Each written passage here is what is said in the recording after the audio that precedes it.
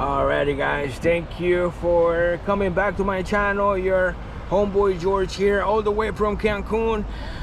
And today we're making a video of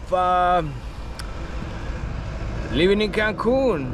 I'm gonna go ahead and tell you guys what is it that I do for a living, answering a question here from one of our subscribers. I'm gonna go ahead and yeah, pretty much explain you what is it that I do for a living besides YouTubing.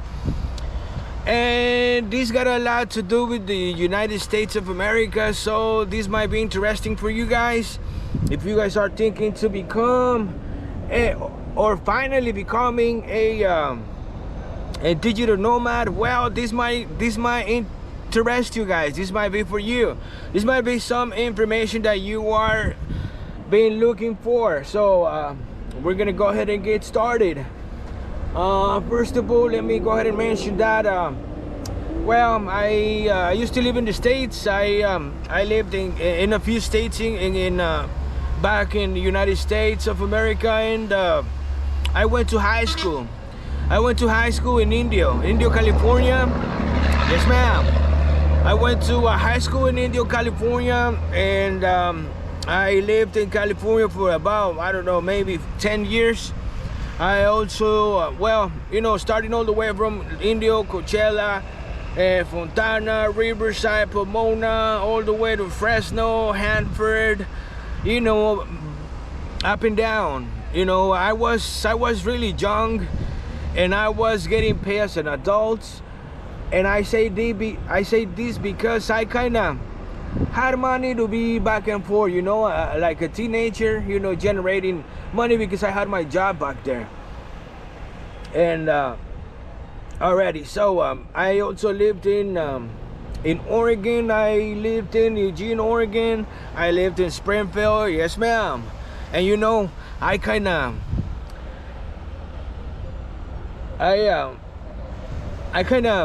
think to myself, hey, you should have started YouTubing back in Oregon because of their beautiful you know, parks, and there's a lot of good information up there. There's so many rivers, so many beautiful rivers up there, but water's cold. That's why I was not swimming when I used to living in Oregon. But hey, nowadays that I love swimming, I'm like, I should have started back in Oregon. But anyway, I used to live in Washington State as well. That's where I first got my driver license, in Oregon. Yes, ma'am. I also lived in Boston. Yes, I have a lot of family on the Boston side, and I lived there for a while, you know. And that was when I was like from the 15 to my 30s, something like that. I lived in the States on that part of my life. I came back. I'm a musician, right? And I used to play in the States for many bands, and I was doing good gigs. You know, I was not famous or nothing like that, but you know, little bars and stuff. But one day, because since music died, right? When music got into the digital platforms and stuff like that, there was no good music creating anymore. You know, that if you notice, Metallica did not made a greater album than, you know, maybe the Black, or what would you say that was their best album? You know, no new bands. There was no new bands created, or there were no new famous bands, you know, after the, I don't know, you tell me, 2020, because of the digital era. You know, pretty much what happened there was that the bands, they fired their producer, you know, and that's why producers were the good behind the good bands, you know, because they have all this creating mind and stuff. That's who will fix your music. If you have a band and you give your CD to a producer, they might listen to it and they're gonna tell you, all right, let me kind of work a little bit on this, and I'll provide you with a better product. And that's what a producer does, you know. And yes, that's why in the 80s, on the 90s, 70s, that's what there was a lot of beautiful music creating back there, because there were a lot of producers. You know, a producer will produce not only one band but a few of them. And then the digital era came, and then there were no more producers, because all the bands wanted to record their own album on their garage with no producers, and that's how it all went to hell. Bands were no longer selling CDs, and that was where the money was, you know. And that impacted on all levels on the music, you know. If you notice, up until today, there's no new bands, you know, no new music, no new good music created on the last years. But anyways, because of that, I decided to come back to Mexico. I was like, all right, well, if I'm not gonna be on a famous band, well, at least I can play in big stages back in Mexico, because of the scene down here, you know. Well, there's no, I did not met the correct people. Let me just put it like that. I did not met the correct musicians, because not everybody wants to make it, you know. Some of them prefer drinking, some of them prefer ladies, girls, before, you know, practicing sessions and stuff like that. And that was not what I was looking for, you know. So I was like, let me go to Mexico. I came over, it didn't work. But in the meantime, I was working on call centers. Yeah, call centers. I spent like 11 years working on call centers, you know, all the way from an agent taking calls for a serial of companies. For instance, I used to work on that Freestyle Libre patch. Yes, ma'am. If you're one of those calling to the call center to report that your sensor fell off, you probably spoke to me once already, because I was in customer service and I was taking calls. So during that time, I was taking calls for, you know, patients calling, hey, my patch fell off. I went to Cancun and I started swimming because that patch is waterproof.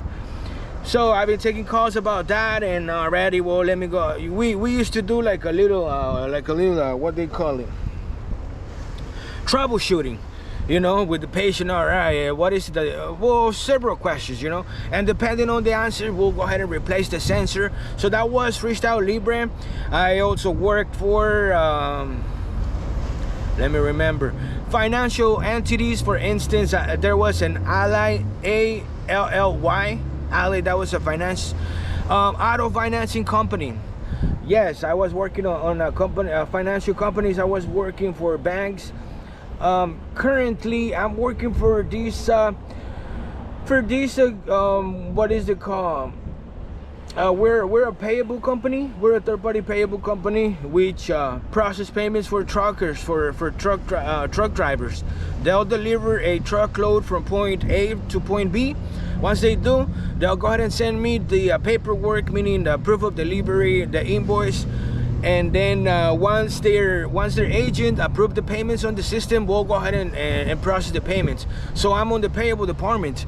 I've been here for 4 years now, and when I first started, I was taking calls, yes, from truckers. You know, hey, where's my payment? This and that. Stayed there for about a year, and then they moved me to processing loads, meaning I was to process the paperwork. You know, I was supposed to look for the delivery date, making sure that there was a receiver signature and the date, in order to input all that information in the system. And then if everything was matching, we'll go ahead and approve the payment. Sometimes the trucker was late, so there's we need to, you know, take a little part of the cake out of their payments, stuff like that. So I was processing loads. All of this at home, you know. I was really happy because I was taking calls at first, and then they moved me to processing loads. I was not taking no more calls, and then I was back in payables because they started slowing down. They let like 10 people go like a year ago. But since I was like a trainer now, I was training the newbies and stuff. Well, I'm still there, you know. So there were a lot of guys working, also from the States as well, and they let them go, and it's only me and another girl So there's only 2 on this department now, because things slow down really bad, and truck drivers already know what I'm talking about. So so that's what I do for a living. And of course, this job, they provide me with what's it called, VPN, so that it shows that I'm in Vegas. I don't have to use it, but I have it just in case, you know. That's one of the things you can do. When I used to sell burritos, you know, I used to talk to people, right? Because I don't really, but when I used to sell burritos, well, I was obligated to speak to people, you know. So I met a few Americans doing the same, you know, working abroad, meaning Americans, you know,